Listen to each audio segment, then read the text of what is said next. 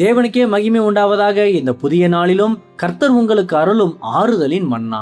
நான் உன்னை ஆசீர்வதித்து உன் பேரை பெருமைப்படுத்தி இழந்த நன்மதிப்பை மீட்டு தந்து உயர்த்துவேன். ஆதியாகமம் 12:2. நான் உன்னை ஆசீர்வதித்து உன் பேரை பெருமைப்படுத்துவேன். கிறிஸ்துவுக்கு பிரியமானவர்களே, இந்த உலகத்தில் என் குடும்பத்தார், நண்பர்கள் என யாருமே என்னை மதிக்கவில்லையே, எனது கடின உழைப்பிற்குரிய தக்க அங்கீகாரமும் இன்னும் வரவில்லையே என்ற ஆழமான ஏக்கம் உங்களுக்குள் இருக்கிறதா?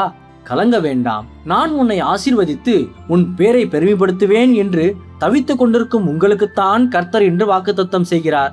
காட்டில் முற்றிலும் தனித்து விடப்பட்ட மெய்ப்பனான தாவீதை இஸ்ரவேலின் மாபெரும் ராஜாவாக தேவன் உயர்த்திய வரலாற்று சம்பவத்தை தெளிவாக வாசிக்கிறோம். ஆகவே உங்களது தற்போதைய தாழ்வான நிலைமைகள் ஒருபோதும் நிரந்தரமானவை அல்ல. அவைகள் வருங்கால மேன்மைக்கான உறுதியான அஸ்திவார படிக்கட்டுகளாகவே அமையும்.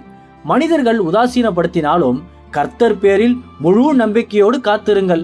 சமூகத்தில் நீங்கள் இழந்த நன்மதிப்பை மீட்டு தந்து பல தலைமுறைகள் போற்றும்படியாக உன்னத ஸ்தானத்தில் உங்களை அமர்த்தி அளவற்ற நன்மைகளால் திருப்தியாக்கி பிரகாசிக்கும் விடிவெள்ளியாக மாற்றும் பொன்னான நற்காலம் வெகு விரைவில் கர்த்தர் உங்களுக்கு தந்தருளி மகிழ பண்ணுவார். கர்த்தர் தாமே இந்த வார்த்தைகள் மூலமாக இன்று உங்களை ஆறுதல் படுத்தி ஆசீர்வதிப்பாராக. ஆமேன். அல்லேலூயா. ஜெபிப்போம். என் அன்புள்ள பரிசுத்த பரலோக பிதாவே, இந்த புதிய நாளுக்காக உமக்கு ஸ்தோத்திரம். உயர்வின் ஆவியானவரே, இன்று என்னை ஆசீர்வதித்து என் பேரை பெருமைப்படுத்தி நான் இழந்த நன்மதிப்பை மீட்டு தந்து என்னை உயர்த்தும். இன்று பிறந்த நாள், திருமண நாள் கொண்டாடும் உமது பிள்ளைகள் இந்த புதிய ஆண்டை உமது நன்மை கிருபையால் முடிசூட்டி ஆசீர்வதியும். பிதாவே, இயேசுவின் வருகையில் நான் அவரோடு எடுத்துக்கொள்ளப்படும்படி என்னை தகுதிப்படுத்தும், தயார்படுத்தும். இயேசுவின் நாமத்தில் ஜெபிக்கிற நீங்கள் நல்ல பிதாவே. ஆமேன். மாரநாதா.